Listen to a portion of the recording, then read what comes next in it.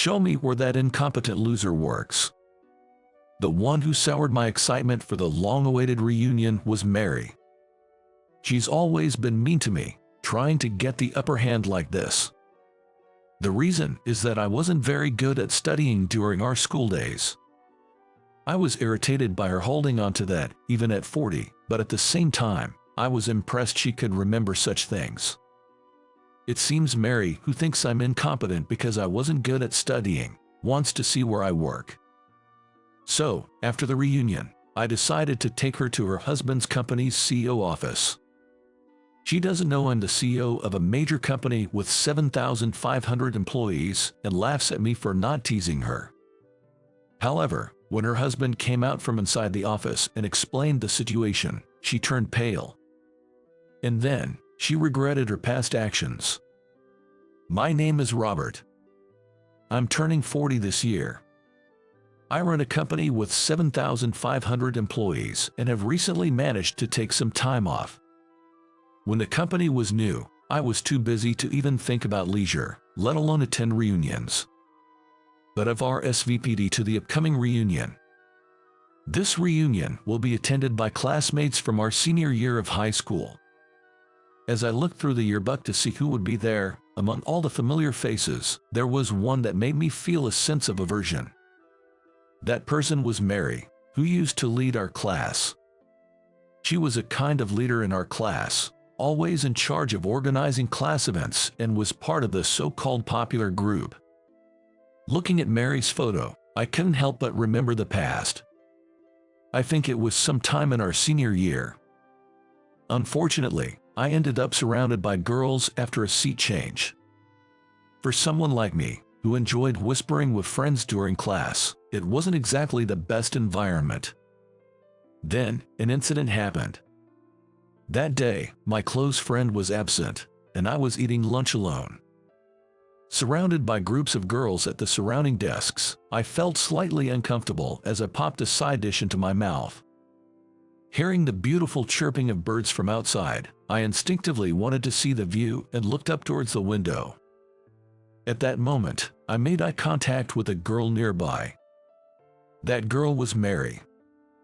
"Hey, what are you looking at? You were just staring at my chest, weren't you?" I was just trying to look outside." "What? Are you saying I misunderstood?" "No, it's not like that, but..." For some reason, she was convinced I was looking at her chest and kept accusing me throughout lunch break. Moreover, her voice carried across the classroom, turning this suspicion into a source of cold stares from classmates. No matter how much I tried to explain, Mary seemed determined to paint me as a bad guy. Eventually, the classmates' misunderstanding was cleared, but that was the start of the harassment from Mary and her friends. "There you go looking my way again. It's creepy, so stop it." "I told you, I'm not looking at you." "Sure you're not." Accusations like these were frequent, and sometimes they'd even hide my textbooks. My classmates and friends always came to my rescue, but Mary never stopped her harassment. In fact, her anger only grew when she saw I had support, escalating her behavior. For example, she'd write fake love letters to call me out, only to ridicule my earnest waiting, or she'd give me a different meetup location for a class party. Luckily, I was supposed to go to the party with a friend, so I managed to get to the right location. Mary didn't stop her harassment until we graduated. I have completely forgotten about her after graduation, but it seems she'll also be attending this reunion. Despite a slight sense of dread, I was looking forward to seeing my old classmates after such a long time. 1 month after receiving the invitation, the day of the reunion finally arrived. Having finished important work the day before, I was ready to fully enjoy the reunion today. With a mix of nervousness and excitement, I headed to the venue for the reunion. This time, it seems there are many attendees, so a slightly more upscale venue was chosen. The plan was to use a luxury hotel as the venue, with a participation fee of $100 per person, which is a bit on the higher side. But at 40, most people can afford that amount without much trouble. I took the elevator to the designated floor and checked a guide board. Upon arriving, I handed an envelope containing a participation fee to a classmate at the reception and entered the venue, where several people had already arrived. Looking around, I immediately spotted Mary. Wanting to avoid her as much as possible, I tried to move to the edge of the room, but unfortunately, I seemed to have caught her eye. Noticing me, Mary happily hurried over. "I never thought you'd attend the reunion. Did you actually pay the fee?" "It's been a while. I just handed it over at the reception." "Really? You probably had someone else pay for you." "I paid with my own wallet, actually." Right from the start, Mary was throwing snide remarks my way. I thought she might have matured at 40, but she's just the same as she was in school. My faint hope that we might get along now was dashed, and with a slightly slumped shoulder, I decided to go get a drink. I headed for the drinks to shake off Mary, but somehow, she followed me. She then started asking various things, like what job I'm doing now and how much money I have. "Hey, where do you work now?" "Well, you can't say, can you? My husband, you see, works at a major corporation and is incredibly handsome." Stumbling over my words, Mary took it as a sign that I worked somewhere unmentionable and began boasting about her husband. They met at a mixer and got married quickly. She can live on her husband's salary alone, so Mary became a homemaker. And now, they're blessed with 2 children and living a comfortable life. "Well, I'm not like you, a poor person." "Poor person?" "Yeah, you were never good at studying back in school." "That was decades ago, wasn't it?" It seems Mary still remembers my struggle with studies and teases me about it. While I'm irritated that she's still hung up on it even at 40, I can't help but admire her memory for such things. Mary, who has always been called pretty, had grades similar to mine, yet her self-esteem is quite high. It would be fine if it was just high self-esteem, but it's troubling because she tries to put others down to lift herself up. The classmates seemed to hear Mary's voice, visibly frowning, but she didn't care and kept bad-mouthing me. As the reunion went on, I enjoyed catching up with old friends, but towards the end, Mary cornered me again. "Show me where that incompetent poor person works." "My workplace." "Yeah, you must be free after this, right? Take me there." She seems to still want to look down on me. I hesitated a bit, but it would be annoying to leave her with a wrong impression, so I decided to take her to my workplace. "All right, meet me in front of the hotel after the reunion is over." "I'm looking forward to it. You're probably working in some rundown building, right?" Later, Mary and I met in front of the hotel and took a taxi to my workplace. My office is in a prime location in downtown. As the taxi got closer to downtown, Mary began to get restless.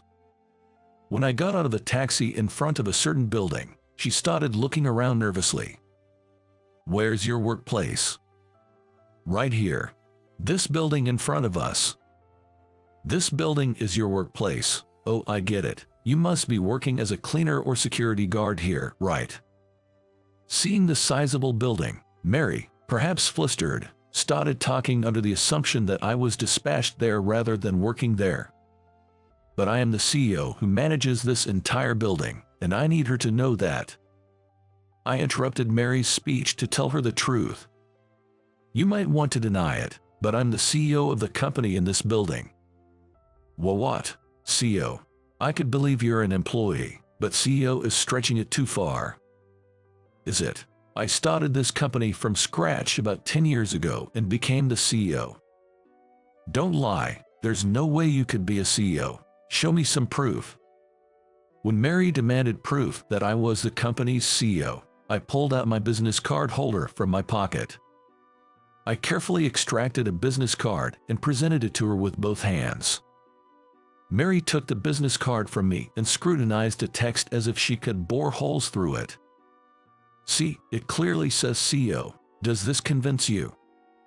"I won't believe it just because of this. Anyone can forge a business card." Why are you so unwilling to accept that I'm the CEO?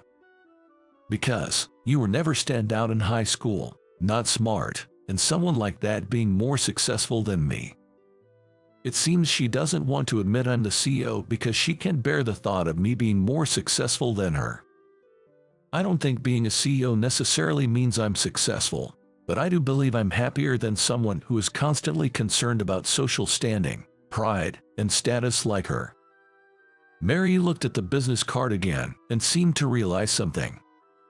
This company, come to think of it, it might have the same name as the company where my husband works. Turns out, the husband Mary had been bragging about works at my company. Still, it's thought she only has a vague memory of the name of the company her husband works for. What kind of conversations do they have regularly? Setting that aside, I decided to ask for more details. From the industry and company name she mentioned, and after hearing about the nature of the work, it was almost certain her husband worked at my company. So, my husband works under you. That's impossible. If that's true, it would be quite ironic. Ironic? What's so funny about it? The fact that you've been looking down on me all this time. My frustration built up over time made me say such things. Normally, I wouldn't speak ill of others or make snide remarks, but conversing with Mary disrupts my pace. Mary, provoked by my words, was trembling and clenching her fists. This might escalate into a shouting match. How should I defuse this situation? As I was pondering, someone came running out of the building. Hey, isn't that Mary? What are you doing here? The person who emerged from the building was Steve, Mary's husband. This confirmed that Mary's husband worked at my company. She awkwardly greeted Steve while looking uncomfortable. Just passing by and thought I'd stop by. Is that so? Wait, did I ever tell you where my workplace was? Well, you know, the address was on the business card. Did I give you my business card? By the way, Mary, why are you with President Williams? Steve seemed puzzled to see me with her and asked. But now that it was clear I was the CEO, she was visibly flustered. So I decided to explain everything on her behalf. Actually, your wife is my classmate, and she wanted to see where I work. You were classmates, but why your workplace? Hey, if you say any more, I won't forgive you. Your wife has been harassing me since high school, and today she wanted to see the workplace of the incompetent pool person. Hearing my words, Steve froze with a look of shock. He probably never imagined his wife would do such a thing to the CEO. Mary, realizing her misdeeds were exposed to her husband, started sweating profusely. It seems that she had not shown her true nature to Steve. She probably only showed a polished version of herself. Given that Mary was good at ingratiating herself with teachers and winning over peers since her student days, this comes as no surprise. Let me hear more about this in detail. No, what I just said was just a joke among classmates. Don't take it seriously, okay? It's no joke. Are you planning to harass me and then make excuses? Would you just shut up? It's so annoying, especially from someone as introverted as you. Faced with my persistent remarks, Mary finally raised her voice. She covered her mouth in shock, but it was already too late. Steve seems to have developed a distrust towards Mary. In high school, Mary had a few boyfriends whom she switched between, but eventually, her true nature was exposed, and they broke up with her. The same might happen this time. She seemed to realize this, looking at Steve with a frightened expression. Come to think of it, Mary mentioned she had become a housewife. If they were to talk about divorce now, it would surely lead to a massive confrontation. However, Steve did not immediately suggest divorce. But he seemed unable to forgive his wife for being rude to me and said this. Mary, I'm disappointed in you. I thought you were a good wife. I didn't do anything, it's true. Believe me, not this person. There's no way he would lie. Besides, actually, The kids have come to me with some concerns too. Concerns about what? It seems the kids have also noticed Mary's unpleasant character and have discussed it with their father, Steve. Considering the numerous troubles she has caused at the kids' school, they are under a lot of stress. From dominating conversations among mothers to demanding preferential treatment for her child from teachers, I couldn't help but nod as Steve told me these stories. I haven't seen Mary since our senior year of high school, but somehow, I can imagine. I had hoped you had become a better person, but it seems I was wrong. I don't have time to deal with you right now. Go away. Hey, how dare you speak to him like that? As the argument between Mary and Steve heated up, I decided to leave the scene. Staying any longer would only involve me further. I quietly slipped away, but Mary seemed not to notice at all. 3 days later, Steve came to me and updated me on the situation. Apparently, Mary loves the kids too much and unintentionally lashes out at others. And I learned that she used to be hostile towards me during our school days. Seeing me with many friends and a close family made her envious. I always thought of myself as an ordinary, unremarkable person, but it seems Mary saw me differently. Then, Steve began to express how grateful he was to me. Steve was struggling with job hunting and had no choice but to take on physically demanding work. At that time, it was me who approached Steve, who was looking downcast in the park. I suggested to him that if he was job hunting, why not work for us? Back then, we had just started the company, so we couldn't pay much, but now that the company has grown, I believe we're providing a salary that matches his abilities. I was grateful for the few employees willing to work with us in those early days, and it turns out Steve was grateful to me too. If you hadn't reached out to me back then, who knows where I'd be? I'm the one who should be thankful. You really helped me out by accepting my offer. When I told my wife about it, she stopped arguing. So, have you made up? When I asked this, Steve shook his head yes. I can forgive Mary for the harassment, but maybe she had her own issues and conflicts. It just so happened that I was the target of her harassment at the time. Mary still sulks at times, but she seems to have a keener expression than before. And then, for some reason, on Valentine's Day, Steve gave me chocolates. I was told Mary was the one who sent the chocolates, and I was quite surprised. Why would Mary give me chocolates? Maybe it's her way of apologizing. Please do accept them. An apology. Then I have no choice but to accept. With that, I took the chocolates that were offered. Unwrapping them, I found a letter of apology inside. Although I still dislike Mary when I attended the reunion, now I don't feel as angry. I thought it was strange to have my feelings changed by chocolates and a letter, but those two things seemed to reveal her true intentions. Mary must be a person who finds it hard to express herself honestly.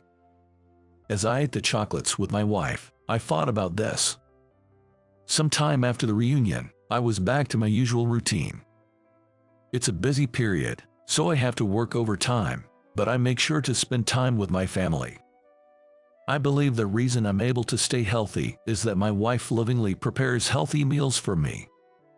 When I'm alone, I tend to eat instant noodles or fast food, but knowing that my wife is waiting at home with delicious food makes me want to work harder. Recently, she's even started making lunch boxes for me to take to work. Now that the children are a bit older, my wife seems to have more time on her hands. While enjoying my lunchbox full of love, I look over the materials. Soon, there will be a meeting about expanding overseas. Driven by the desire to make our company known worldwide, we are preparing for this international expansion. It might get busier, but that just means making more time. Even when busy, whether having dinner with my family or staying up late eating instant noodles, even when staring down documents in my computer, I feel happy. It's like I can really feel alive. Having a job to do and a family to care for is more than enough for me.